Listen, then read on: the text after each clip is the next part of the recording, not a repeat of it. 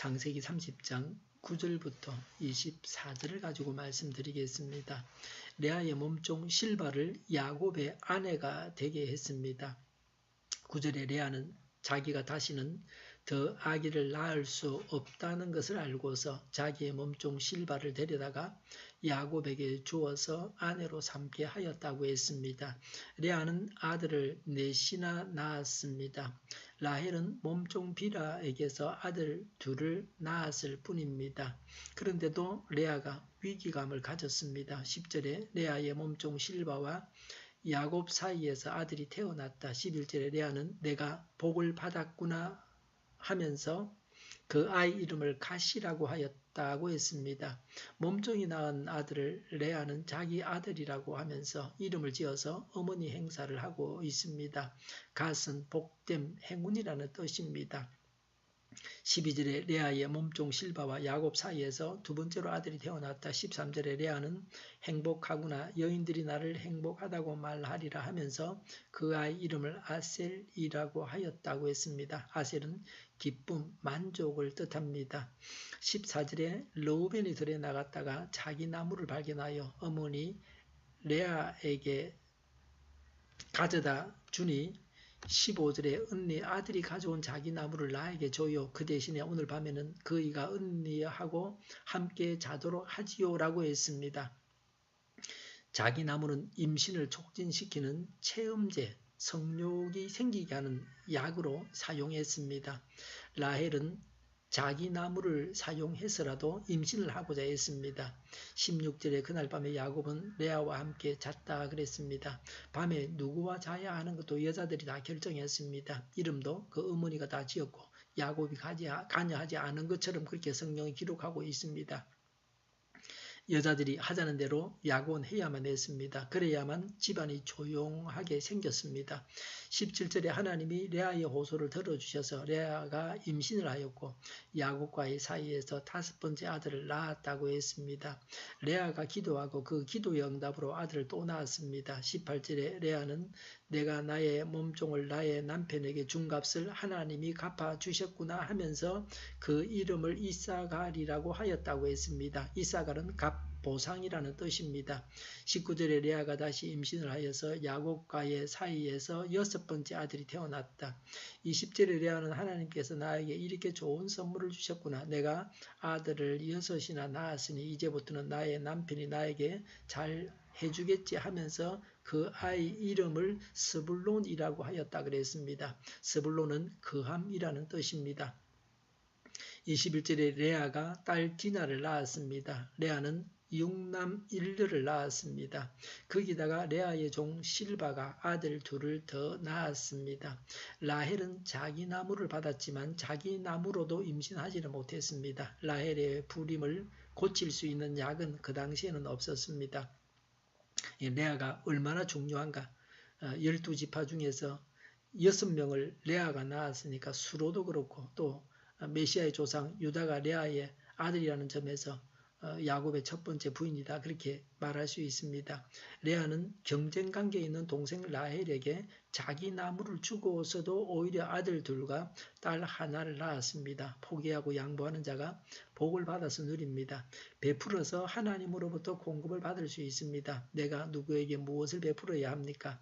나의 마음, 물질, 시간, 애정, 그리스도의 사랑 등을 베풀 수가 있습니다.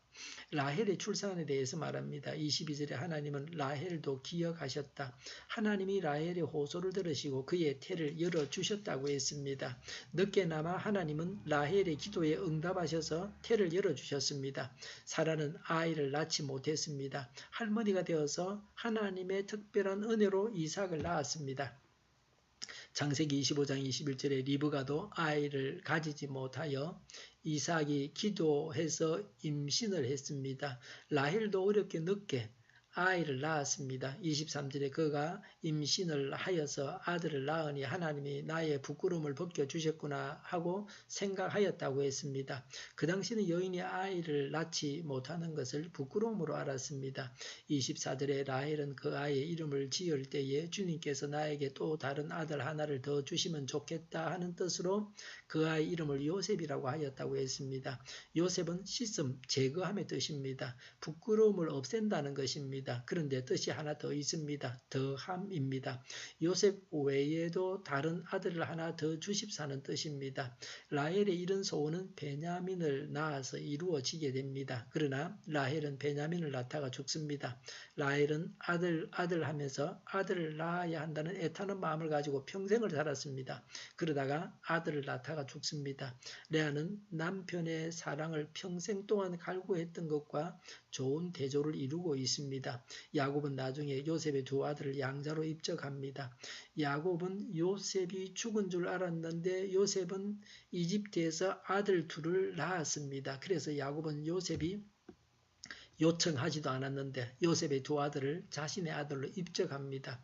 요셉은 장자이면서 요셉의 두 아들이 야곱의 아들이기도 합니다. 그래서 에브라임 지파, 므낫세 지파라고 합니다. 지파별로 땅을 분배할 때에 덩어리 땅을 12지파가 받는데 레위는 제사장이라고 빠지고 대신에 요셉이 2지파로 분배를 받습니다. 야곱의 부인이 4명인데 오늘 본문까지 해서 11명의 아들을 낳았습니다. 이제 베냐민의 출생만 남았습니다. 하나님께서 이렇게 야곱으로 하여금 번성하게 하셨습니다. 복을 주시고 번성하게 하시는 분은 하나님이십니다. 우리나라도 출산율이 저조해서 나라가 없어질 판입니다. 최소한 4명은 낳아야 메시아까지는 탄생할 수 있다. 최고의 자녀를 낳을 수가 있습니다.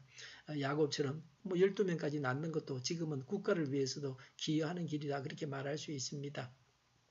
기도하고 하나님께서 응답을 하셔서 하나님으로 인해서 번성하고 복을 받아서 누려야 되겠습니다. 기도하겠습니다. 번성하고 복을 받아서 누리게 하옵소서. 밤에 있을 기도를 주장하시고 또 교회라는 발걸음을 주장하셔서 악한 마귀가 틈타지 못하게 하여 주시옵소서.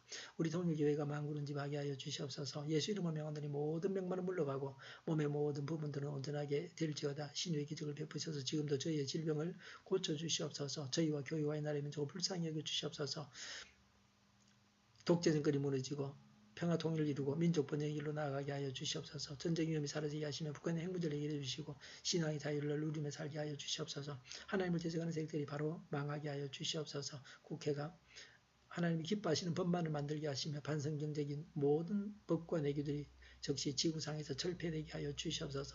대통령이 통치를 잘하게 하시며 지진이 일어나지 않게 하시며 출산율이 올라가게 하시며 에너지 정책, 재활용법 정책 등을 제대로 세워서 집행하게 하여 주시옵소서. 늘 맑은 공기를 마실 수 있게 하여 주시옵소서. 오늘도 성령님을 따라서 차고 넘치는 삶, 복된 삶을 살게 하여 주시옵소서. 감사와 찬양을 주님께 돌려드리며 예수님의 이름으로 기도하옵나이다. 아멘.